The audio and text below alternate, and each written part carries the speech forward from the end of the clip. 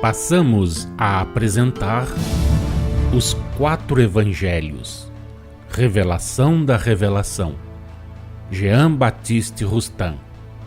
Narração, Paulo de Moraes.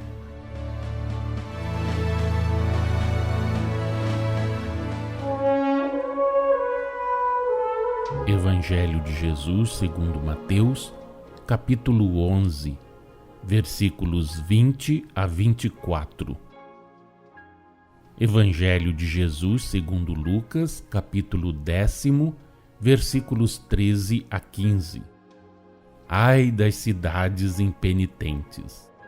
Jesus disse, no dia do juízo, falando dos habitantes de Tiro e de Sidom, de Corazim e de Betsaida, de Cafarnaum e de Sodoma. Foi uma figura, uma comparação de que se serviu o Mestre. Deveis compreender-lhes as palavras do modo seguinte: digo-vos que os de Corazim e de Betsaida serão julgados mais severamente do que os de Tiro e de Sidom, que juntos com os primeiros se apresentarão ao juiz supremo. Que os de Cafarnaum serão julgados mais severamente do que os de Sodoma, que com eles se apresentarão ao juiz supremo. Tende sempre em conta o estilo figurado de que usava o Mestre, forçado pelas necessidades da época, pelos preconceitos respeitados, pelo estado das inteligências, pela conveniência de velar a verdade, até que chegassem os vossos dias em que o Espírito, mediante o advento da nova revelação, seria despojado da letra, a fim de preparar os homens para se tornarem adoradores do Pai em espírito e em verdade.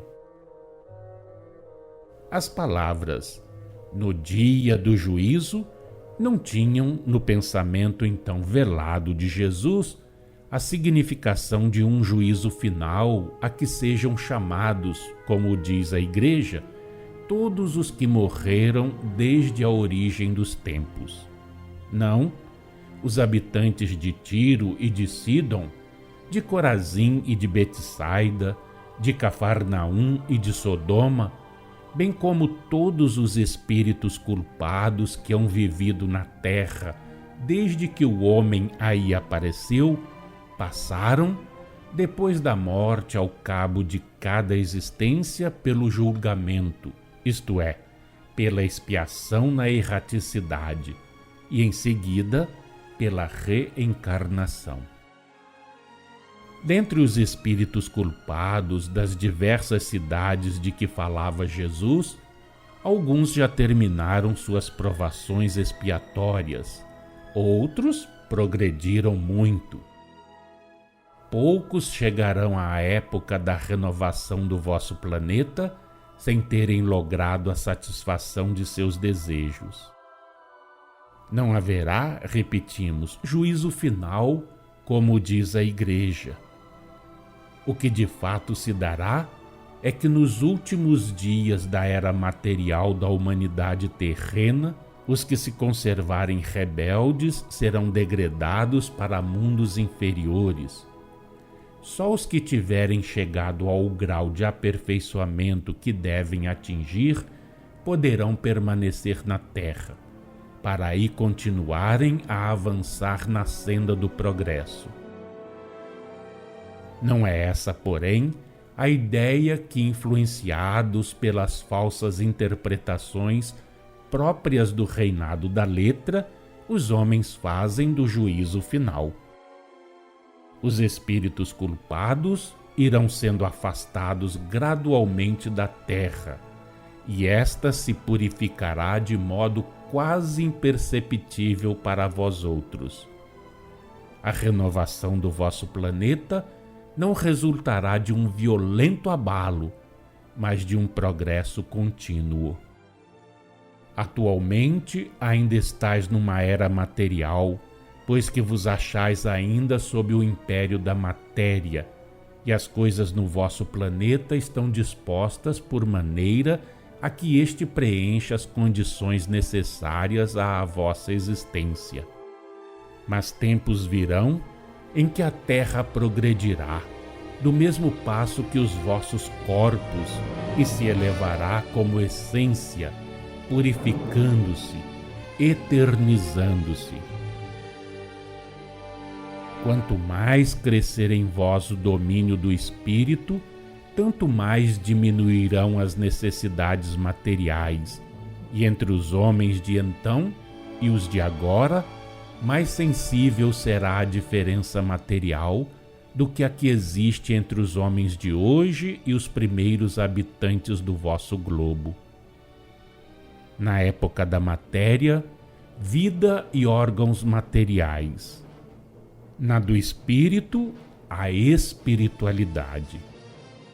O vosso planeta está destinado, como todos os que gravitam na imensidade, a percorrer a via do progresso até ao dia em que a transformação se complete e em que, quais homens despojados da matéria, vivereis espiritual e fluidicamente num mundo fluídico.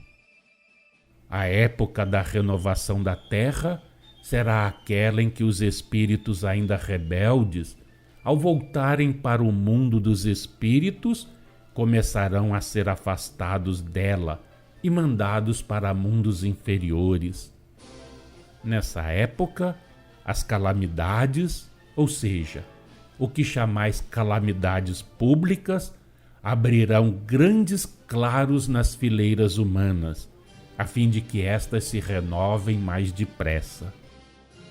Do ponto de vista físico, a Terra, já o temos dito, acompanhará o progredir do espírito e o progresso físico deste, de harmonia com o do planeta, será consequência do seu progresso moral e intelectual. Como todos os mundos já formados e todos os que se hão de formar na imensidade e na eternidade, segundo as leis naturais e imutáveis estabelecidas por Deus, destinados ao progresso da essência espiritual ou espírito em formação, e ao dos espíritos que faliram e que por isso ficam sujeitos à encarnação humana, o vosso planeta saiu dos fluidos impuros, depois chegou progressivamente ao estado material, donde passará num progredir contínuo a estados cada vez menos materiais, até chegar, por sucessivas transformações, ao de pura fluidez, no qual ele e a humanidade a que serve de morada se encontrarão livres de todas as impurezas da matéria. Sim, cada abalo, cada deslocamento do mundo terráqueo serve para levá-lo à transformação. Deveis compreender que, chamado a desempenhar outras funções, não pode ele permanecer no mesmo meio. Com o correr dos tempos e mediante esses gradativos deslocamentos, a Terra tomará lugar nas regiões dos fluidos sutis, onde tendes que viver. Enquanto isso, outro planeta, afastando-se por sua vez do seu centro de formação, virá desempenhar as funções que o vosso desempenhava. No último período dessa transformação, isto é, no momento em que a Terra estiver prestes a passar ao estado fluídico puro, e ao de espíritos puros os que compõem a humanidade terrena, é que Jesus aparecerá, como ele próprio disse, na plenitude do seu poder, da sua glória, da sua pureza perfeita e imaculada, para vos mostrar a verdade sem véu, para vos conduzir ao foco da onipotência e vos fazer conhecer o Pai.